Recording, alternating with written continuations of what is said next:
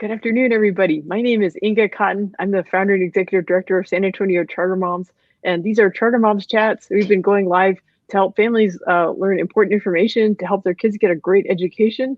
Like during the pandemic, we talked about a lot of at-home learning activities, and we also talked to a lot of folks at schools of choice, like charter schools and in-district charters, talking about their school model.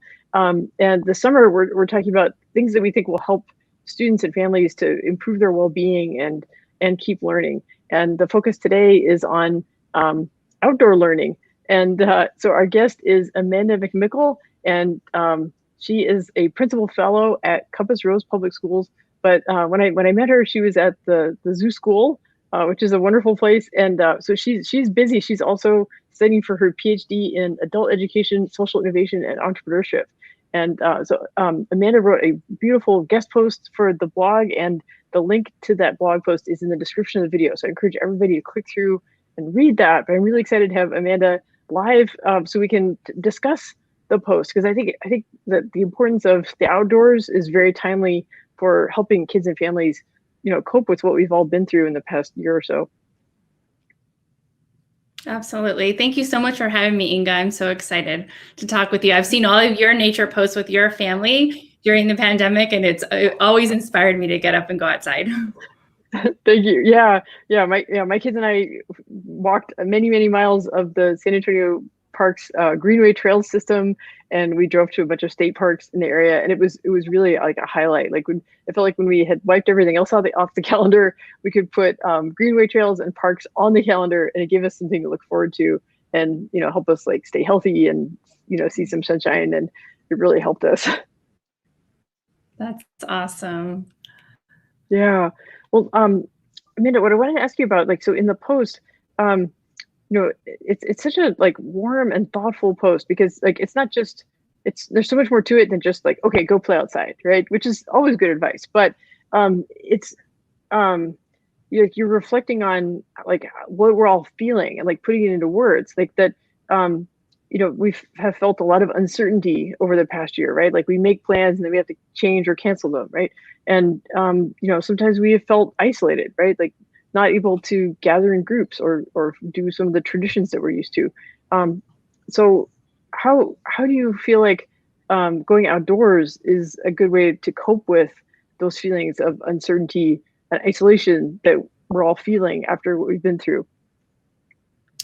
Yeah, I think, over the past year and a half, we've been given a lot of uncertainties and a lot of unknowns, but we've also been given the gift of time. We stopped having to rush around everywhere. We did stop having to be somewhere and started to be able to have some choice in that. And so, there are a lot of safety concerns that, need to be addressed at parks. But I think in general, nature offers that predictability with spurts of novelty. Like, except for those that like to get off the beaten path like myself, but I'm going to walk down this trail for about 15 minutes and I'm going to turn around and come back. I know it, I see the trees, it's kind of predictable, but oh my gosh, there I just saw a cardinal, or there's, oh, what is that? I don't, what kind of caterpillar is that? I don't know. And so it just offers you a safe place, but also, just like I said, spurts of novelty. And that's also why, that children really enjoy pets so much, is that they are predictable. They know that the dog's going to wag their tail or they're going to run around, but they have their own kind of personality. And I think we really realize that throughout the pandemic too, that nature has its own kind of being, and like being in the presence of nature makes you feel less like you're in isolation or you're alone. Yeah, no, that's really true. Yeah, like we've enjoyed like whenever we go out, like even if it's a trail we've been on before, if you go during a different season, like different plants will be in bloom, right? Or different things will be happening with the leaves changing colors, or so like it's never the same trail if you're going on a different day or a different time of year. Yeah, it's kind of like watching a favorite movie, like different things start popping up that you didn't notice before. And so, yeah, it's really beautiful to go throughout the seasons too and see those changes over time.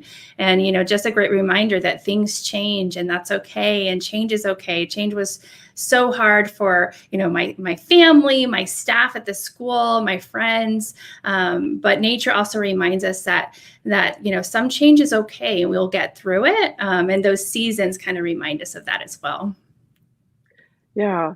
Yeah. How do you think, I mean, dealing with change can be a real source of stress, that, right, that, things that, yeah, I guess like the thing about like my kids in particular, like they like if they know what's coming, right? Like if I say, okay, this is what's going to happen today, right? Like first we're going to be at home, then we're going to go to this museum, and this is what we're going to have for dinner, right? Like they like that predictability. But during the pandemic, it was outside our control. Like as parents, we wanted to create stability for them, and sometimes we just couldn't. There were things outside our control. Yeah, but things are always changing in nature too. But that provides like a lesson for us, right? Absolutely. And I agree, as a parent and as a school leader, I really had to become more comfortable with unknowns and stating unknowns. As a parent, as you don't want to tell your kids, like, I don't know what's going to happen. But there's some vulnerability in that, and there's some lessons in that too. Being able to tell your staff or your kids, I don't know what's going to happen, but this is what I know, and we'll get through this together.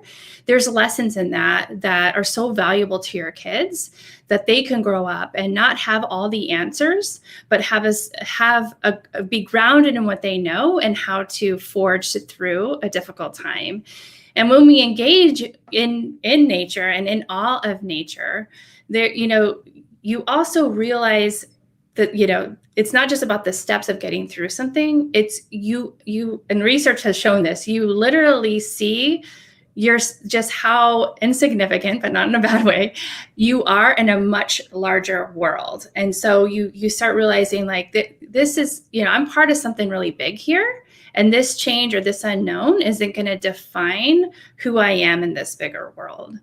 And we also learned that, by looking at nature and especially going through the seasons and revisiting favorite places, we start realizing that, everything is part of a system, and how things adapt and change within that system are often used for progress.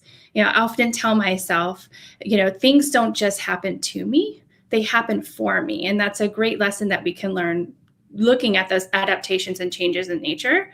And it allows us for a short time to like kind of remove our emotions from the state of change. Oftentimes we just, it hurts us. It's hard. We think about how this is going to impact our lives, our kids, our work, our job. And you become like in a state of just emotions, just all emotions. And that's hard to get through something in a very logical, practical way. And so by seeing yourself as part of a much larger system or much larger world or community even, it just helps ground you a little bit and kind of, this is what it is. This is what we're going to do. This is how we're going to get through it. And so that's very helpful. Yeah, yeah. So one of the sections in the blog post, I think this is a really important phrase, like restoration over resilience. And you give the example of there's a park, actually the Headwater Sanctuary, right, which is where the Blue Hole is, and it's on the Incarnate Word campus, and it's a really special space because it's one of the springs that creates the San Antonio River. And you talk about how like over decades, like volunteers have been working in that area and shaping it. So what are some of the lessons that we can learn from nature about restoration versus resilience? Because we hear about resilience, and that can be valuable for dealing with all this change and uncertainty that we've been facing. But in a sense, restoration is a really important concept too. Yeah, and it's not that resiliency isn't a valued word to me anymore. Like one of my guiding principles at zoo school was resiliency and building resiliency in our kids. But, it's just spending time in nature and like I said, seeing how things changed and how, made connections with the natural world. All of that really made me realize that resiliency is like feels so final. Like everyone says, like the earth is resilient, right? Like Inga, you're resilient, right? You saw a problem within the community through a parent's lens on education, and you forged through. Like you're resilient in that way, and so it's definitely something we want to obtain, and it's important. But it feels so dualistic. Like you have it or you're not. You never hear about people being a little resilient, right? Like you either are or you aren't. And so restoration just makes me feel like I'm a little bit more on a continuum than I am or I'm not. Like I'm working towards restoring myself to be my authentic self. And that's something that spending time at the headwaters really taught me, because I would go out there, during the pandemic, but even before, when I would have classes and we'd have a break, I'd head over there, and I'd always see these people, volunteering, working at the headwaters. And I finally asked, like, what are y'all doing out here? And they said, well, we're removing all the invasive species. We're trying to get this area back to its native state. And we've been doing it for the past 70 years. And I was like, 70 years of removing, invasive species or plants from a place to make it its native state. And it just resonated with me and made me realize, like, what if we did that for ourselves? Like we realized that the restoring ourselves to our authentic self, if we had a group, a community, even within ourselves, like taking bits of the trauma out and, removing some of those narratives that have been told to us time and time again throughout our childhood and adulthood, if we just continually worked on ourselves, just imagine, where we would be. Who would you be as your authentic self if you did that work continuously? And so when they said 70 years, I was like, we're all worth it. We're all worth that work that's continuing, just continues over the years to restore us to our authentic selves. Yeah, that's such an important concept. I think resiliency, it almost feels like there's like a window of opportunity when you can be resilient, and it's like, I missed it. I flaked, no, but restoration is something like it's ongoing. And I think one thing I've learned, like through the work of SA Charter Moms, is like nothing happens in a day, right? It takes, if it's a big problem, right, which is, I want every kid in San Antonio to get a great education. That's going to take work every day, and I can't carry it myself. I have to communicate what I'm trying to do and bring other people in on the task, right? Like people like you, guest authors, right? And guest speakers. And, but if we all pull together, we can make a big difference because it's worth it. But it's not like there's a window of opportunity that we're going to miss, right? It's like the work is still going to be there. We just want to make it a little bit better every day. And that works for if you're solving a big social problem, but it also works on ourselves, and that's a comforting and compassionate way to look at it, right? We can be kind to ourselves and not say like, oh, I was having a bad day and I fell apart. It's like, this is an ongoing project. So let's Right. continue to work on restoring ourselves. Yeah. And, I think, I often talk about seasons and how we can even align ourselves with seasons sometimes. So like when, working at a school, I would always think like, if I wanted to get staff really excited about something and maybe somebody just wasn't, really excited about getting involved in a certain project or event, I always tell myself, well, this is just not their season of participation or giving. Like I feel like we live in seasons too. Like sometimes, Inga, you're the friend in need. You need some extra support. You need some, this and that. But sometimes then you're the season that you're the giver, right? And you're the friend. And so recognizing that, everybody has different seasons that they go through, and we just need to think about like how can we show up and support them through the different seasons in their life. Yeah. Well, and that actually that leads to the next section of the post, where you talk about how nature can teach us about patience, and that like in the post you talk about grace, which is a really valuable concept. And I have asked for grace from folks. I have given grace to folks during the pandemic, and like we all need more of that. But kind of taking it to the next level, like nature teaches about patience, and it's a way that we can show children how they can learn patience, right? Right. And I may have alluded this in the writing as well, but I feel like patience is such a funny word, especially for parents, because we're like always like in need of patience, or we want someone to be more patient. We're like, come on, so it's just this like funny word with parenting and in education too, like just be patient, or oh my goodness, I need more patience or something. I need to work on my patience. And so, it's kind of, again, feels like it's something that, we're always kind of working on. And I feel like, especially going, observing nature and working with nature. I mean, that's one of the reasons a lot of educators incorporate gardening into their, units and lessons, is it really teaches kids patience, right? Like you've got to, you plant a seed and then you've got to wait, like you got to wait a long time for, in their world, a long time for something to come up and for it to produce something that you can eat. And same thing with, the chrysalis, like, oh, every day we go back and we check and the butterfly hasn't emerged yet. It's like, okay, we've got to have patience, teach patience. But I think like in nature, like patience doesn't really exist. Like the plant and the butterfly don't really know that we're being impatient or we are being patient. They're doing what they were put on this earth to do. And I think that's a strong message too. Like they're doing what they were put on this earth to do.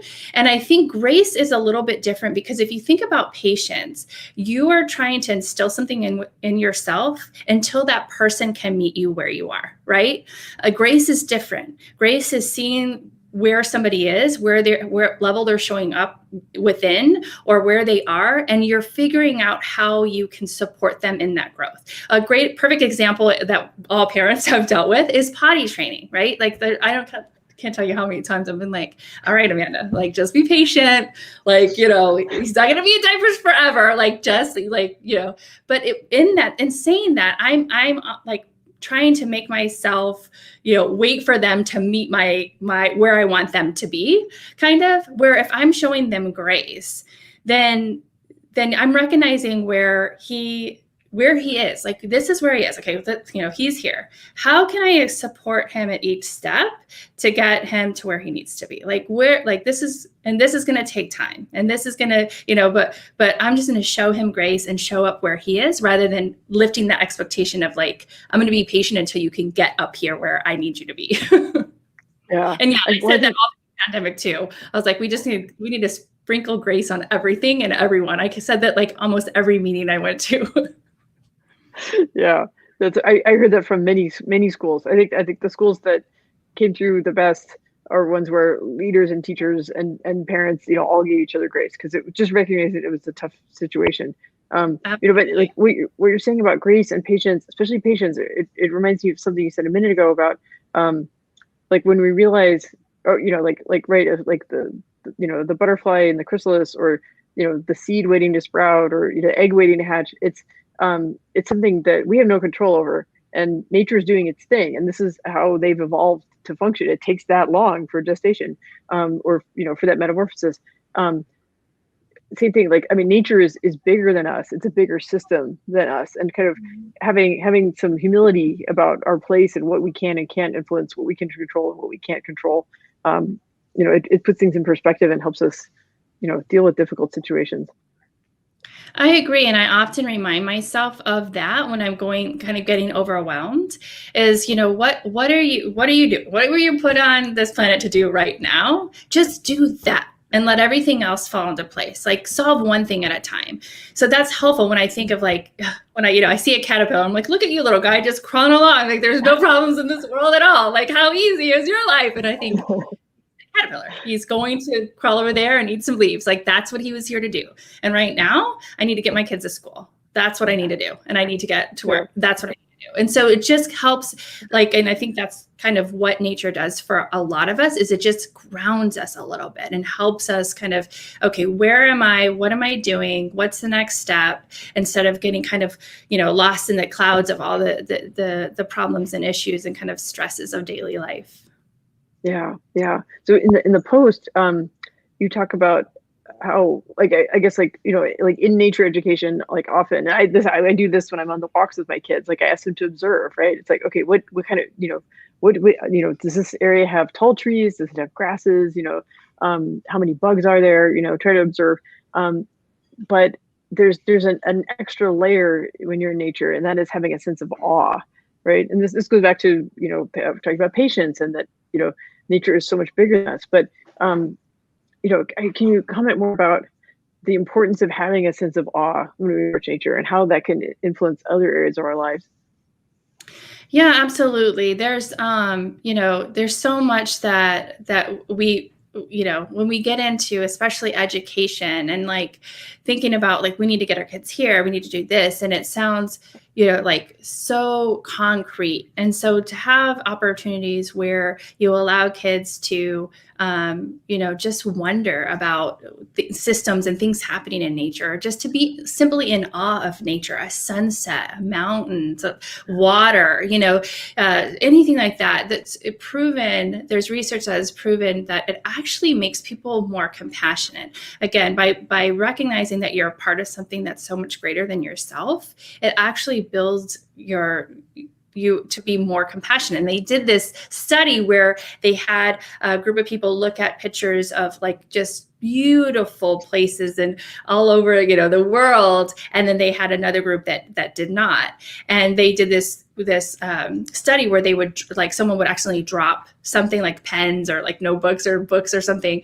And the people that saw the awe-inspiring pictures and videos were much more likely to help the person pick up their stuff. So it just builds that sense of community that I think, I think there were some of that definitely happening within the pandemic, but as we emerge out of it, I think we're going to need that even more, to recognize that we're a part of a great community. And it often also broadens our perspective so much. And I gave a talk a while back on wonder, and I gave this example about these, I have a few kids. And so we do what we call trust trips, and they have to cover their eyes, and I take them somewhere around San Antonio, and they have to kind of try to guess where we're going. Right. And so it's like the journey is so much more of the experience than actually going, because I hear my kids say things like, okay, it's mom, so it's probably something with nature, or it's probably something educational, or, like it just shifts their perspective a little bit to try to see like, oh, I wonder if it's here or there. I mean, just imagine what's going on in their brain versus me saying, okay, we're going to go to the zoo today. Even when we would turn like, okay, I think we're going outside of our neighborhood. I think she turned left. Maybe we're going here, or, it just kind of takes you off that path a little bit and makes you see things from different perspectives, which is so important for all of us. Right. And lastly, again, it kind of just reminds us of our role. Like when we see a beautiful butterfly emerge out of a chrysalis, or if we see, like I went out to my garden, and I've been waiting for something to pop up, and I just see these white little flowers, coming off my pepper plants. I'm like, oh my God, this is like so beautiful, amazing. It's just a reminder, like, that, we all have a duty, we all have a role, we all have a reason for, what we're going through today or this year, or, what do we need to do? What can we focus on? And that kind of grounds us in that. And so I kind of think it helps remove some of those layers of daily stress. That's so important. Yeah. Well, those are so, I mean, your post it's so aspirational, like has, big concepts, but like it also, there's really simple practical things that we can do, right? Like you're talking about like going out to your garden, or, like my family, like we go on walks, and, but even like if you're just on your laptop, like go, like, searching for pictures of beautiful places, and, that can change our outlook on things and change how we treat each other. Yeah, I think that's really profound. And that's something that I would often tell parents when they kind of have the aha of like, oh, you know what, I do need, like, because I talk about how this is the last generation to connect to the natural world before it's too far removed. If you think about like, dial telephones that no one uses anymore, like a kid wouldn't even, I've seen like those little Facebook things, like a kid didn't even know what it was, like that's, if we don't connect this generation to nature, that's how the natural world is going to be to our kids. It's going to be so far removed that they're like, I don't know what to do out here. Right. And so like, just, reminding ourselves that our parents and friends that getting our kids outside, getting ourselves outside just does so much for us, and is so important, and it's so simple. And the parents often are like, okay, so we're going to go to the Grand Canyon, or maybe I should take my kids skiing. And I'm like, yeah, but the research shows that the kids that grow up to act and protect animals and the places they live, they often refer more to not going to Costa Rica, or, like they talk about Right. doing simple things outdoors with a consistent, a caring adult. So like fishing with their grandfather or gardening with their aunt. So things that are right outside their door. Those are the things that really matter to our kids. And so that's a great reminder too, that we don't have to do it big. We just need to be there with them right outside our door. Yeah. Yeah. And so my kids I have an 11-year-old and a 13-year-old, and they're in an age where I want to encourage them to be independent, but I want to do it like in safe ways. Like I'm not going to just turn them loose in the city, but I feel like nature is a way, like I don't want them to be scared of the outdoors. I don't want them to be afraid to go outside, and so like they'll go on walks in our neighborhood, or like we'll go to the botanical garden, and I'll say, okay, you got your phone. I'll see you in an hour at this landmark. And then they have, right, because I don't want them to always feel like they have to live in a bubble. Or like the other day I was at a Starbucks. My kids were learning coding. I was getting some work done on my computer, and a young child was just terrified of a spider. I mean, just terrified. And I felt so bad. I thought, oh my gosh, like, but spiders are our friends. They kill the other bugs to keep us safer. So and I just thought, oh my goodness, like, I hope that maybe at school, like, that child has an opportunity to like start to look at nature in a different way. But I mean, like the floor was lava. Like he was so scared of that spider. And I thought, oh goodness, like really, there's very few spiders that are dangerous, and they're pretty distinctive, and you kind of have to get in their face, to right. Like, yeah, there's no need to be afraid of spiders. They're part of nature, just like we are. And, that's why it's really important to spread this message, and encourage families and adults to take kids out in nature with them, and then create like environments in school and out of school programs, where kids who maybe aren't getting those opportunities with their family, can still have a chance to get introduced to nature and get that curiosity about nature. Right, for sure. And I think one thing that you spoke to really clearly that I think is such a great reminder and great lesson is when you're, doing that with your kids and saying, okay, I will meet you here in an hour, or here's this, here's your phone. You got like, so you're not just, like you said, just throwing them out there. You're reminding them that, you're kind of removing any of those kind of hazards, right? That could harm them, and empowering them. And you're helping them build trust within themselves, so oftentimes, nowadays there was a study that asked kids, like, when do you feel safe? And the majority of the kids refer to an external person. So it's like when my dad locks the door at night, or when my teacher closes the gate on the playground, or it's always an external person. And so like giving our kids some opportunities to build that trust within themselves is really going to be important as they grow up and they go off and they, do amazing things in this world. If they can know kind of their strengths, their boundaries of comfort and all of that, I think is really important. And it's just allowing them to trust themselves and build that trust within themselves. That kind of internal locus of control is what we call it in education. Yeah. My daughter loves reading the trail maps. Like the Texas State Park trail maps they're beautiful. Like I decorate my walls with them. They're gorgeous. But my daughter likes to get up close and read it and be like, okay, we have to turn here. We have to turn here. And I think having that, like, she feels like she's in control, like she's navigating us, and she wants to get back to the car because that's where the snacks are. So, but she's, I think she's not just passively like letting someone else direct. It's like, she has a sense of like, okay, this is what's out in the world. This is this abstraction on this map, but I can interpret this. And then I want her, wherever she is, to be able to read a map and figure out where she is and get where she needs to go. Right. Yeah. And there's like, I tell kids, even with the maps, almost every time I go hiking, I get lost. And every time I'm like, God, come on, like, what? And then I always get a little scared, like, oh my gosh, am I going to get, like, are they going to have to find me out here? Am I going to have to forage for food for days. And then I find, like, I figure out where I am inevitably. And I'm like, go you did that. You figured it out. You got out of there. And so, yeah, it's, even as adults, it's important to have those, I always say too, like, our kids need opportunities to feel the highs and lows of emotions when they're younger so that they can balance it out when they're older, right? If we keep everything safe and steady and, protected, then when they are out on their own, then their emotions are going to really take over. It's going to be harder to kind of ground themselves and kind of really master emotions, right? We need time to master emotions, just like we need time to master, addition, subtraction, facts, and reading. We need opportunities to master our emotions, and so allowing your kids to do that is just a great way to give them that time and space for that development. Yeah, right. The feeling of like, oh, I think I might be lost, and then you check the map and you find a landmark, and you're like, we're not lost, and then. And then the next time that they feel lost, they're like, well, last time I figured it out. I think I'll figure it out this time too.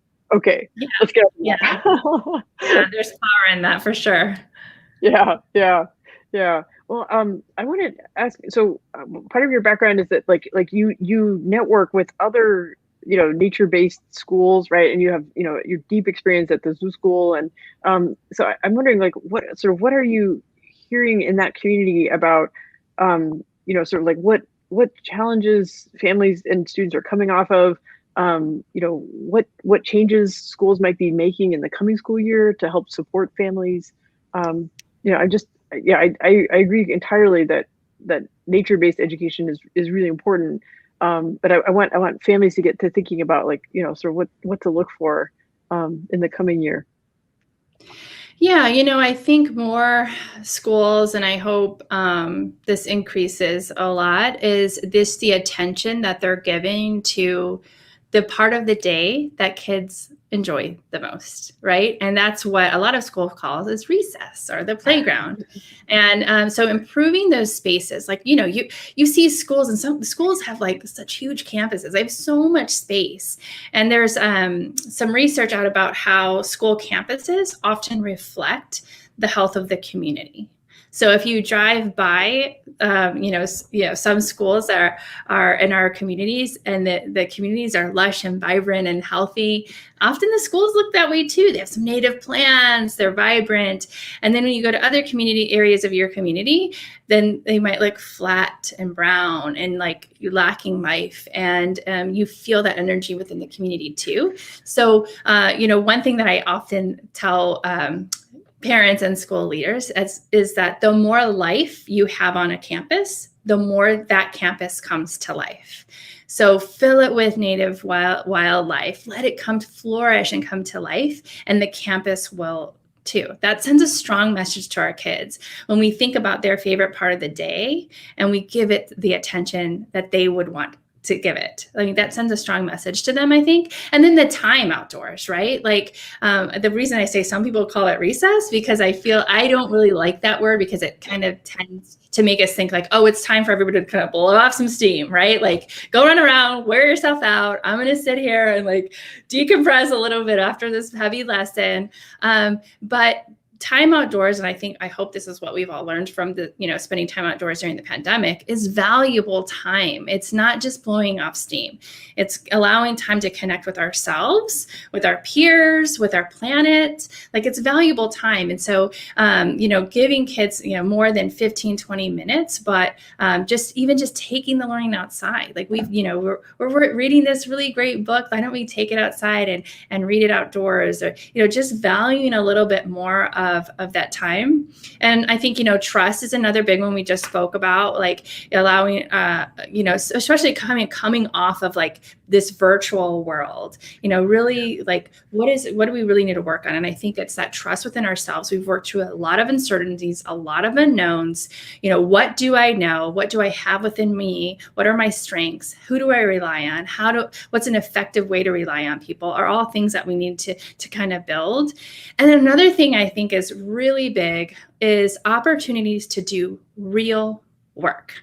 So, our kids have been learning virtual, they've been on a screen, they know that anything that they need to learn is at their fingertips. It's on a YouTube video, right? Or, all the knowledge is right there in front of them. So what we need to focus on is to help them figure out how to use that knowledge in an effective way to impact their community or the world, right? Like, what can we do with this information? And part of the philosophy that I really incorporated at Zoo School that I just love is the Waldorf philosophy. And if you know anything about Waldorf philosophy, that kind of in the United States originated where, the Silicon Valley was, and like where all of those techies would send their kids. So I was like, what is this place? Like, I need to check the school out. If all these, real big technology gurus are like sending their kids to this school, let me check it out. Well, they didn't have technology. Right? They were gardening, they were doing artwork, they were sculpting. And I thought that was interesting to have all these, like I said, technology people sending to these schools where there was no technology, but they realized that their kids need to really do real work and to see them as the very first resource of information. Right? How often do we say, is it going to rain today? Let me check my phone. Who won the Cowboys game? Let me check we are so quick, but like, there are so many ways I can look outside right now and I can tell you it's not going to rain because there's not a cloud in the sky. Like, I can tell you maybe the Cowboys wouldn't win because of, who's playing and how they're doing. So just realizing that their kids could be their first resource of information is super powerful. And another thing I love about that philosophy is that it talks about how real learning happens when you incorporate the head, the heart, and the hands. So when you think about something, how it impacts your world, your community, and then you do some real work. I was a room mom for my son's third grade class this year. It was hard because it was like we couldn't do anything, right? Like, couldn't have class parties, we couldn't do anything. So I asked him, like, okay, once we can finally get together, what should we do? What do y'all want to do with our kids? And overwhelmingly, they said, like, we want them to do something that really matters. Like, we're tired of soccer practice and football games. We want our kids to volunteer. We want them to make an impact within our community. And so I hope that our schools capture that energy because I think it could be really, really impactful with these kids, especially coming out of the virtual kind of classroom. Right. That makes so much sense. They have, I hear you a little bit of echo. Do you hear the echo too? No, I don't hear an echo. Okay. Good. Okay. Well, actually, let me just AirPods for a second. Okay. All right. Maybe I think that fixed it. Okay. Better? So sometimes technology lets us down. Sometimes we need to like get back to make it simple, right? I think that's really important what you said about.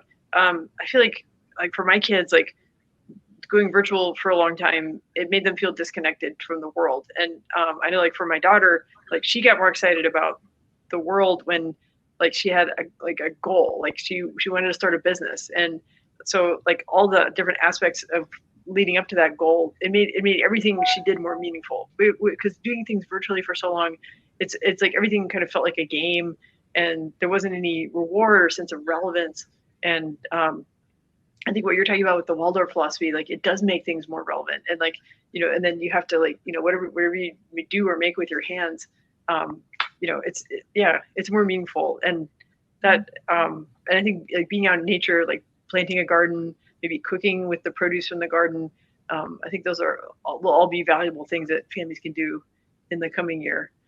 Yeah, and one of the big examples of that I used to give when I was at Zoo School is, when the Nintendo Wii came out, and I would play with my daughter, I'd play the bowling game, and we'd play all the time, and I learned how to like take score bowling, and I learned like all the rules, and I got really good until I went bowling, and then I was like, oh my God, I'm horrible at this. So there's like, technology is such a powerful tool, but it's a tool.